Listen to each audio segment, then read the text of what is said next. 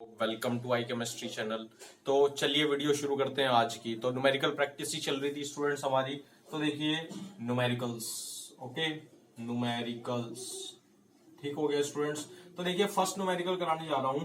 The certain particle carries 2.5 into 10 raised to the power minus 16 coulomb of a static electric charge दिया है एक particle का, ठीक हो गया। तो calculate the number of electrons present in it. कोई पार्टिकल दिया है, ठीक है, उस पर स्टैटिक चार्ज इतने कूलम का है। कितने कूलम का है स्टूडेंट्स? इतने कूलम का है।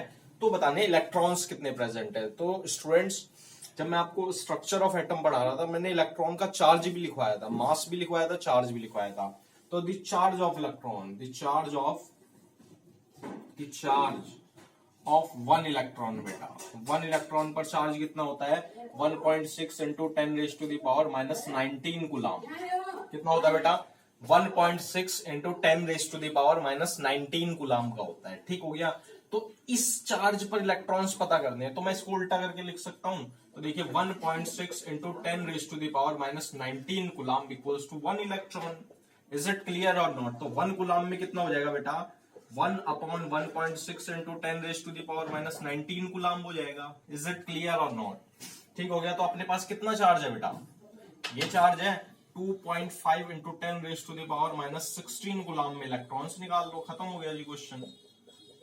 Is it clear or not? Multiply करेंगे 2.5 into 10 raise to the power minus 16 coulomb से कूलम कटेगा बेटा, ओके। पॉइंट से पॉइंट उड़ाओ, 25 डिवाइड बाय 16, ठीक हो गया जी। 19 ऊपर जाएगा तो प्लस का हो जाएगा। देखो ये देख लो, जिसको नहीं आता बेटा सीख लो एक बार, ओके। एक बार सीख जाओगे तो फिर दिक्कत नहीं आएगी। देखो माइनस 19 ऊपर गया, प्लस का 19, ठीक हो गया बेटा। अब देखो बेटा, जब बेस सेम हो तो पावर्स आपस में प्लस होती हैं। क्या होती हैं? पावर्स जुड़ जाती हैं, ठीक हो गया। तो 25 डिवाइड बाय 16 लिख लूंगा into 10 raise to the power, कितना हो जाएगा भाई? 19 में से 16 गया, 3 हो जाएगा। Is it clear or not? ठीक है। अपनी कन्वीनियंस के लिए मैं इसको कैसे लिख सकता हूं बेटा?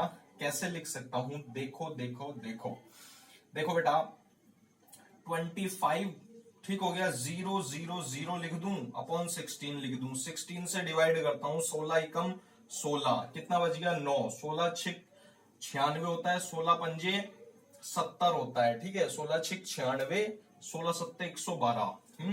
तो कितने से कटेगा बेटा ये? ओके। तो 16 एकम 16, 16 32, 16 एकम 16 हो गया।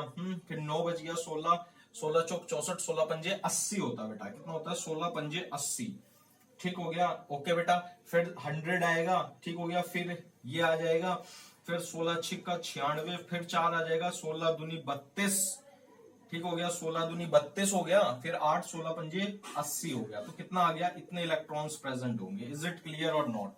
इतनी बात क्लियर है बेटा? 16 कम 16, इतना 9 बचा 90, 16 पंजे 80, फिर 10 बचा, ठीक हो गया। फिर 100 करा 16 छिक 96, ठीक हो गया। फिर 40 बचा, 16 दूनी 32, यहां पे आएगा बेटा 16 दूनी 32, फिर 5 करा, फिर पॉइंट लगाएंगे, ठीक है। तो इतने इलेक्ट्रॉन्स प्रेजेंट होंगे बेटा मेरा इस चार्ज में। Is it clear or not? इतनी बात क्लियर है बेटा? अब इसको रब करते हैं, नेक्स्ट क्वेश्चन हम परफॉर्म करते हैं, ओके। ठीक है बेटा, इसको रब करने जा रहा हूं मैं, फिर हम नेक्स्ट क्वेश्चन परफॉर्म करेंगे, okay ji.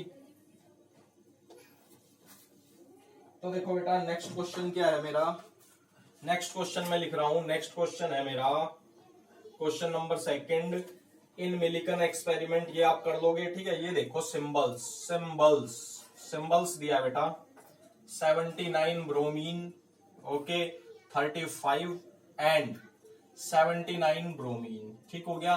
Can be return, ऐसे लिख सकते हैं बेटा इनको। कैसे लिख सकते हैं? ऐसे लिख सकते हैं, वेयर एज ये क्या कह रहा है? 79 ब्रोमीन 35 एंड 35 ब्रोमीन नहीं लिख सकते, ठीक हो गया। अब देखो समझो क्या कहना चाह रहा है। ये कह रहा है ये जो सिंबल है ना ब्रोमीन का, 35 ब्रोमीन 79 लिख सकते हैं, बट हम ऐसे नहीं लिख सकते 79 ब्रोमीन। क्यों नहीं लिख सकते? क्योंकि बेटा देखो रिप्रेजेंटेशन का क्या तरीका था?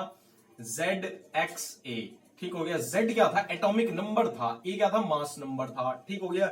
Z क्या होता है बेटा? एक कांस्टेंट क्वांटिटी होती है, कांस्टेंट क्वांटिटी होती है, ठीक हो गया।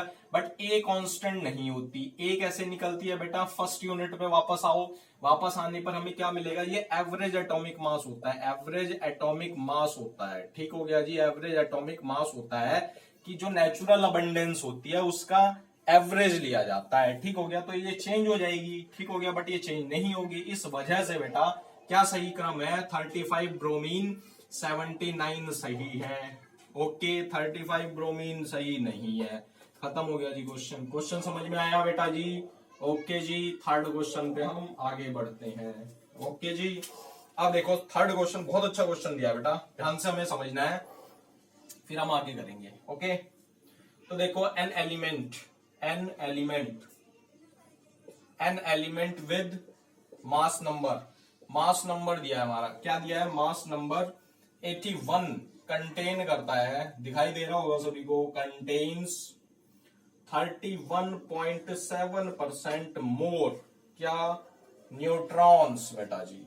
ओके जी, देन प्रोटॉन की अपेक्षा इतने न्यूट्रॉन ज्यादा हैं। ठीक हो गया, असाइन करना है एटॉमिक सिंबल। खत्म हो गया जी ये भी क्वेश्चन। देखो कैसे एटॉमिक सिंबल पता करना है ना हमें, तो देखो कैसे करेंगे।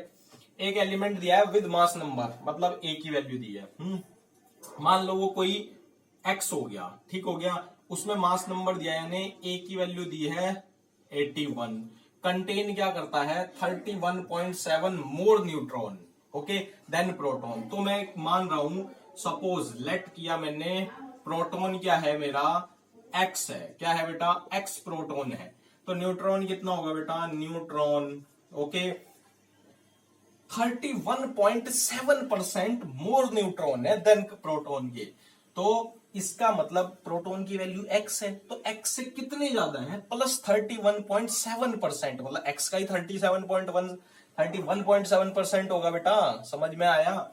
तो देखो न्यूट्रॉन की वैल्यू क्या है, ये एक्स किससे, प्रोटॉन से कितना परसेंट ज्यादा है, 31.7% ऑफ, ठीक हो गया, परसेंटेज ऑफ एक्स। नहीं समझ में आई बात भाई? देखो ये स्टेटमेंट पढ़ो, contains 31.7% more neutron then proton.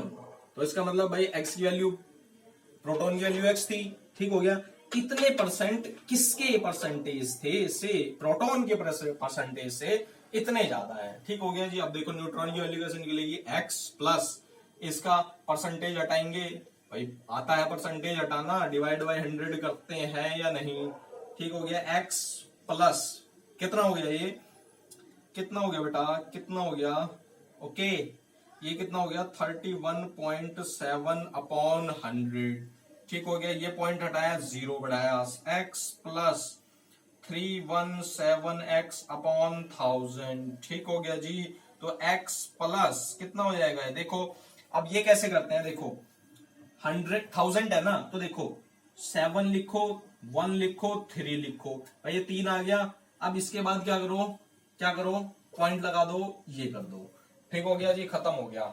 यानी x हो गया, तो कितना आ गया मेरा, न्यूट्रॉन कितना आ गया बेटा, न्यूट्रॉन कितना आया 1 प्लस 1.317x आ गया, नहीं आ गया भाई, ये x हो गया, यानी 1 प्लस 0.317x, तो कितनी वैल्यू आ गई बेटा जी हमारी 1.317x। ओके, अब देखो अपने को फॉर्मूला पता है क्या, वी नो दैट, क्या हम जानते हैं, ए क्या होता है बेटा, proton number, proton plus neutron. Okay जी, ओके जी, प्रोटॉन कितना है, अरे समझ में आया या नहीं? ठीक हो गया, प्रोटॉन कितना था भाई, एक्स था। ओके जी, न्यूट्रॉन कितना आया 1.317x। Okay, is it clear or not? Mass number कितना था, 81 था जी। ठीक हो गया, करो जी, इसको सॉल्व करते हैं। तो बेटा कितना आएगा इसको सॉल्व करने से, देखो करो तो 2.317x हो जाएगा, अपॉन 81 हो जाएगा जी, x divide by x equals to 2.81 upon 2.317। ठीक हो गया। अब देखो ये 2.31 है और 81 है, तो कितना हो जाएगा, 35 दूनी 70 होता है। ठीक हो गया, तो कितना आएगी बेटे x की वैल्यू कैलकुलेशन करोगे 35 आएगी। कितनी आएगी? 35। ठीक हो गया। तो एक्स क्या था बेटा? प्रोटॉन था। ठीक हो गया। अब देखो हम जानते हैं, हम ये भी जानते हैं बेटा, वी नो दैट किसी भी एलिमेंट को रिप्रेजेंट करने का क्या फॉर्मूला होता है? ZXA। ठीक हो गया जी, खत्म हो गया। Z क्या होता है? Proton number, number of atomic number. ठीक हो गया। Number of electrons in neutral species. तो Z कितनी आ गई वैल्यू? प्रोटॉन की वैल्यू, मतलब 35। ठीक हो गया। X कितना है बेटा? 81 है। तो देखो 35 किसका होता है? जल्दी से पीरियोडिक टेबल निकालो। 35 किसका होता है? ब्रोमीन का होता है। खत्म हो गया जी। नहीं समझ में आई बात? अरे बात समझ में आई या नहीं? ठीक हो गया जी। Is it clear or not बेटा? ठीक है। तो अब देखो इसी के साथ ये वीडियो यहीं पर खत्म हो जाती है। वीडियो अच्छी लगे लाइक करो, शेयर करो, चैनल को सब्सक्राइब करो, और मैं HW भी दूंगा, उसको परफॉर्म करना। Thank you.